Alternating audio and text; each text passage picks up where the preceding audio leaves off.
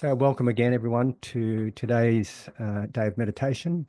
And uh, I'm coming to you from Widjabul country in the Bundjalung Nation, which is Lismore, northern New South Wales. Uh, what is the date today? I think the date is the 7th of December 2024, coming to the end of the year. And as many of you mentioned, we're coming to that weird time of a break during Christmas to have connections and maybe feel some disconnections as well. So, as I mentioned earlier, the theme of today is about um, something around loneliness and mostly around connection. Um, and I'll be coming from two perspectives. I'll be coming from a perspective of Buddhist psychology and also contemporary clinical psychology. And I'll talk a little bit about some of the ways we understand the importance of connection from a clinical perspective as well. So I did the Dharma talk I'll give today is mostly about um, the use of polyvagal theory in in clinical psychology, and also mostly about um, connection from a Buddhist sense, which relates to having a sangha, having a community, but also the four divine abodes, the connections and the relationships we have to ourselves and others through these practices and ways of being related to mettā, or warm benevolence, compassion, appreciative joy, and equanimity. And in the talk, I'll focus on mettā as the main Brahmavihara, because I think in general um, that's the strongest one we use mostly in daily life in terms of just relating to one another and relating to self. Because when I'm talking about connections, I'm also talking about friendships. And as I'll say in the talk, the word mettā, which is the Pali term for warm benevolence, the practice of this particular meditation, warm benevolence comes from the root mit, which refers to friend. So many ways we can describe mettā, or loving kindness, um, and one way is as warm friendliness. Literally, it means warm friendliness. So that's the Dharma talk for today. And coming to think about what meditations will do, um, I only just thought that we could do something related to equanimity, but we could go into it. We could segue into it in a particular way. And just before I came out to my room, I remembered something that I learnt with mindful self-compassion. There was something called the compassionate break, which is like it's a first aid. It's compassionate first aid. It's really good kind of strategy. And it's sometimes they talk about it as a 3-minute compassionate break. Sometimes they just talk about it as a compassionate break. And it's what we can do whenever we have suffering. And I think this is a good practice. I'd forgotten about it and only just recently remembered it, like today, actually. I haven't used it for maybe a couple of years, but I use other strategies. But this one is a really useful strategy to know. It's got 3 kind of steps, basically. The first step is it's related to when we have suffering. Oh, hi, Jane. Welcome. The first step is related to when we have an experience of suffering. And the first step is to acknowledge it and recognize it, to say, oh, this is just the way it is. This is a moment of suffering. In many respects, it's an acknowledgement of the first noble truth. You remember the first noble truth? The truth of unsatisfactoriness and the truth of dukkha. And sometimes it's called the truth of suffering. Sometimes it's translated to suffering. But anyway, when we're having moments in life where we're having a hard time, it's good to just recognize it. It's good to say, yes, this is a moment of dukkha. And if you know anything about the Four Noble Truths, you could actually celebrate because, ironically, that's the first step of the path of uh, first step of the process of the Four Noble Truths. It's the mud at the bottom of the pond that gives rise to beautiful lotuses. But anyway, coming back to this mindful self-compassion, um, what is it called? Like, I guess you could call it a protocol. It's a bit mean to say it's just a protocol, like some ways we can work with difficulty. You recognize it. And that recognition is mindfulness. It's the awareness of what's going on. It's the soft, awake presence with experience. And I've got my handouts for mindful self-compassion here. But in the handouts it says, oh, you could say something like ouch or this hurts or this is stressful. So that's the first step, to recognize it, to be aware of it. And the second step is realize that it's part of life. This is life. It's not, sometimes people get upset when I say, when they hear what the Buddhist Four Noble Truths, because they say, oh, life is suffering. Well, it's actually not quite like that. It's actually that there is suffering. That's the reality of it. It's not life is suffering, that there is suffering. Um, and there are also the possibilities to be free from it. However, in this little step-like approach of the self-compassion break, uh, realizing that suffering is part of life and also that we're in it all together. We're in it together. This is why I'm mentioning it today when we've got a theme of connection. We're in it together, that we're not alone. And that experience of recognizing that we're actually not alone is really, really helpful. It's really like it enables us to soften around the suffering we're experiencing. It enables us to feel not alone. The sense of aloneness. Oh, well, not aloneness. I'll take that back. The sense of loneliness, and I've got a definition for loneliness, and I'll give them the talk. But it's this loneliness is painful. It's a feeling of being isolated. And when we can recognize that we're not alone, that we're part of something greater, that we're in it all together, that every living creature experiences dukkha. All our friends experience dukkha. All beings are in it together. That is somehow consoling and soothing and helpful. So, I mean, and they say ways we can do that is that I'm not alone, others are just like me. We all struggle in our lives. This is how it feels when a person struggles in this way. And then what they recommend is to put your hands on your heart. And I invite you to do that right now, actually. Hands on your heart, or hold your hand, or, give yourself a hug. Not that you may be, well, we're all kind of experiencing unsatisfactoriness in some form or other right now. So, whether it's gross or very, very subtle, you could all just kind of recognize that. And the next step that they talk about is, well, I've got some words for it here. May I be kind to myself, or may I access kindness. And they have some words here. They say, may I give myself what I need. May I accept myself as I am. May I live in love. Whatever that means for you. Maybe you can have some other words.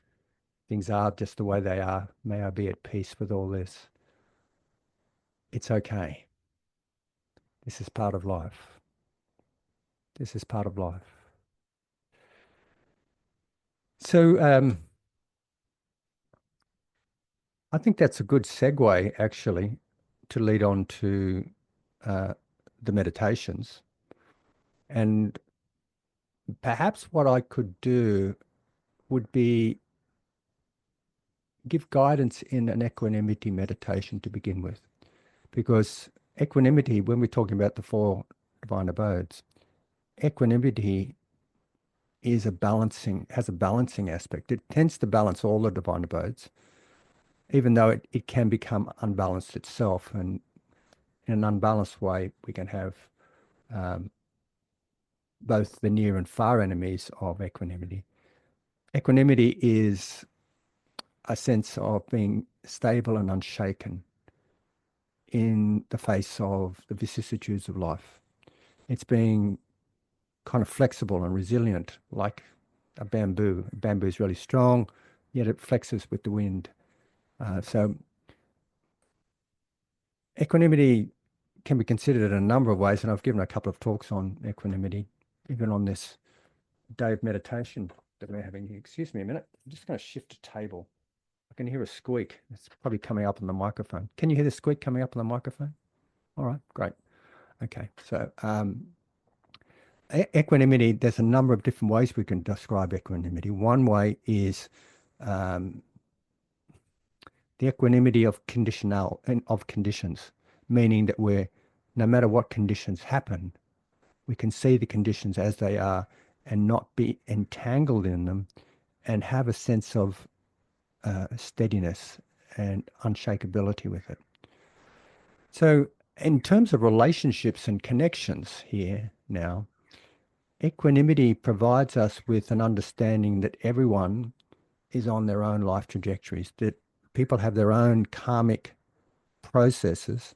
When I say karma, I mean actions, that actions have consequences, and, we are what we do and so on.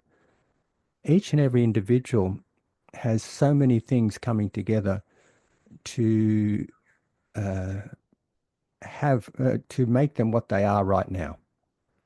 These include, our genetics, our social upbringing, our the food we ate this morning, and so on and so forth, as well as the decisions they've made in life and the actions based on those decisions, the way they responded to the things that come their way in life.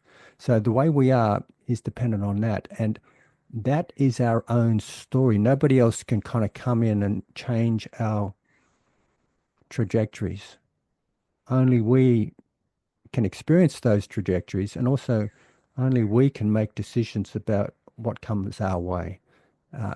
Only we can make decisions about how we respond with our behaviors, with our thoughts, and with our feelings, with the events that come our way. So equanimity is an understanding of that. And in terms of relationships, it helps us not feel responsible for the ways other people think, behave, and feel. I mean, sometimes we do things that are hurtful to other people, but in the long run, they have to heal themselves. And, Paul Gilbert said something like, the way we are is not our fault, but it is our responsibility, meaning that um, even though sometimes people have experienced horrible, horrible circumstances, been treated in really terrible ways, abusive ways, cruel ways. And so their suffering is not necessarily their fault, but only they can heal from it. So equanimity is really helpful here. It doesn't mean that we're cold-hearted. We don't slip into the near enemies of equanimity, being kind of detached aloofness and a sense of superiority and a disengaged dissociation. These are the near enemies of equanimity. But we are able to be with people and have some differentiation about what is theirs and what is ours. Like even when we feel an empathetic response with them, we can differentiate that it's that person's experience that we're empathizing with, and I am differentiated from that. There's a differentiation. I'm using the word differentiation because that's the word Dan Siegel uses in this process of being able to separate yourself from another person's suffering. So equanimity is really helpful here because it protects us from slipping into sometimes what's called the near enemies of the other divine abodes. In particular, loving kindness. Loving kindness or warm benevolence has near and far enemies. The far enemy is over attachment, clinging, and dependency. It looks like love, but it's, sorry, what did I say? The far enemy or the near enemy? I can't remember now. The far enemy of loving kindness, or the far enemy of warm benevolence, I'll get this clear, is the distinct opposite of it, which is bitterness, resentment, hate. Yeah, those types of aggression, that direct opposite of warm benevolence, direct opposite of warm friendliness. The near enemy is, of course, the near enemy are, of course, these false facsimilities of loving kindness, like over dependency or codependency. Like you see sometimes people depend on another for their happiness and they call it love. I love you so much, you know, but it's a kind of a conditional love. It's dependent on them, the other person doing something or being in a particular way that uh, they feel their needs are met through this other person. So the near enemy of loving kindness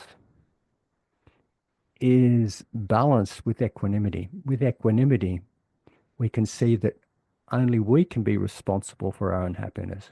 We can't depend on another to give us happiness. So there's a relationship between equanimity and loving kindness here in a direct way. I think I've probably talked enough for the moment. I think what we'll just I'll invite you to a meditation on equanimity. I'll invite you to a meditation on equanimity as a divine abode. And as a divine abode, it is where we rouse a sense of peacefulness, rouse our sense of it is just the way it is-ness, you know, arouse a deep acceptance for life, meaning deep acceptance here means willingness to experience things, even though we may not agree with them, but because they're the reality of what's going on right now. I think a lot of people wouldn't agree with the outcome of the American elections, for example, but it is the way it is, and they need to develop deep acceptance. This is just the way it is. So the first meditation I'll do will be guidance in equanimity as a divine abode. And this will mean that I invite you to rouse this felt sense of equanimity in your heart, if you can, and then let it fill you, and then let it radiate as if it's touching the hearts of all beings. And it radiates like a deep peacefulness, a deep sense of being centered. And the second meditation I'll do is obviously, warm benevolence.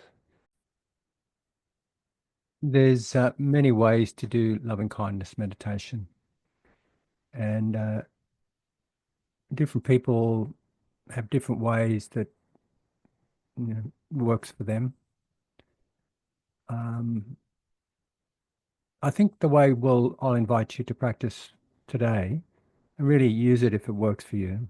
If it doesn't work for you, just do whatever does. But I'm going to invite you to rouse the sign of mettā. The sign of mettā is the felt sense of warm benevolence or connection, if you will. And usually the way we do that is by thinking of someone or something or a creature or being where we naturally feel a sense of warm benevolence with. It could be, I notice there's a few dogs in in the space. Often it's a dog. It's an uncomplicated relationship. Uh, in the teachings, they usually discourage one using one's partner with. I think that's because it's often connected with sex. But I know that I use my partner. That's not saying anything about our sexual life, by the way. It's just saying that I often use my partner, but I also use my grandchildren. I also use my dog. Whatever it is that rouses this feeling of being connected, when you feel kind of like your back's covered somehow, a feeling of friendliness. I know that a dog might kind of not really cover your back, but certainly, or sometimes he can, or she can, or they can. I don't know if they're binary or not. But it's that sense of uh, friendliness, a connection. And the way I like to practice these practices is by getting a felt sense of that in my heart, and then using serenity approaches like developing a samadhi or concentration around that. And the way we do that is by tuning into what's pleasant about it, something that's uplifting about it, something that's warm about it. And then it just grows. And you can use your imagination. And I know traditionally, oh, sorry, not traditionally. Yes, traditionally from one particular perspective, from this great text called the Visuddhimagga, or the Path of Purification.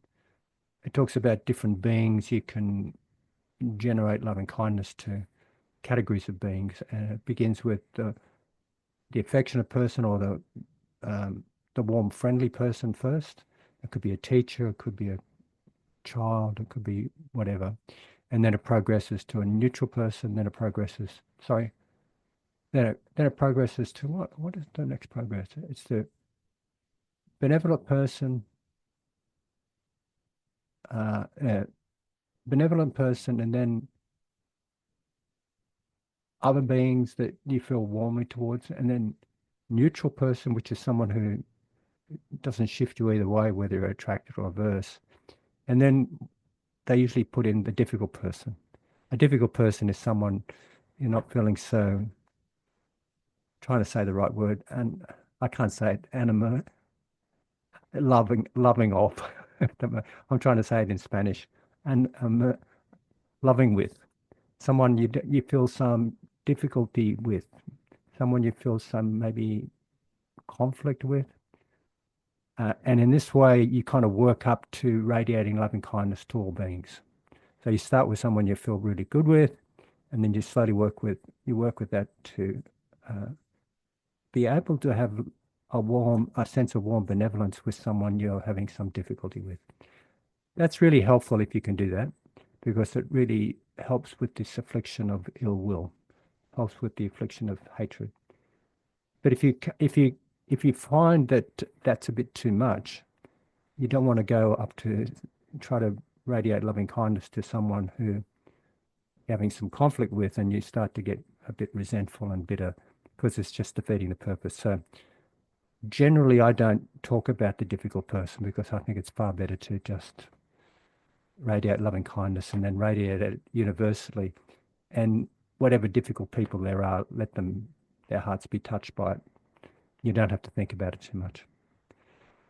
Okay, so in the next meditation, I'll invite you to rouse a sign of mettā, and then in whatever way you can, maybe I'll invite you to think about someone that brings a smile to your face, and you can imagine them, or a being that brings a smile to your face, and you can imagine them in front of you and relating to them. And then have that feeling, then come back to that feeling and let it grow. And let it grow. And if it becomes expansive, fantastic. You can let it expand in all directions. If it doesn't become expansive, that's fine. Just be present with that experience. And it, just by coming back to it and staying with it, it starts to become more of a default way of experiencing rather than being caught up in other things. Uh, so just a bit of housekeeping. Of course, you can get up and go to the toilet when you feel you need. Uh, and we'll have a break at 20 to 11 Australian Eastern Daylight Time, which is about an hour, a little bit over an hour away. And we'll have a Dharma talk at 11 Australian Eastern Daylight Time. And the Dharma talk will probably go for about an hour, I'd say. And then we'll open it up for some questions or comments if you feel like that. Maybe we'll have another meditation, I'm not sure. And then at 12:30 we'll have lunch. And I know some people leave around that time. Then have silent lunch, or obviously a silent offline lunch, I should say. You could probably, up to you if you want to be silent, depends with whether you're with anybody or not. And then at 2:30 Australian Eastern Daylight Time, we'll get together again. Oh, sorry, 1:30 we'll have two silent sits or 1 hour long sit, whatever you feel like doing, or, sit and a walk or a mindful cup of tea, whatever you're doing, it's your personal practice. And the cameras will be on. If you're sitting, I invite you to turn your cameras on. If you're walking or being active, you can turn your camera off. And then at 2:30 Australian Eastern Daylight Time, we'll just have a roundup and any comments or questions or, you know, sharing that you want to give. Thank you very much. Okay, so I'm just going to turn this recording off now.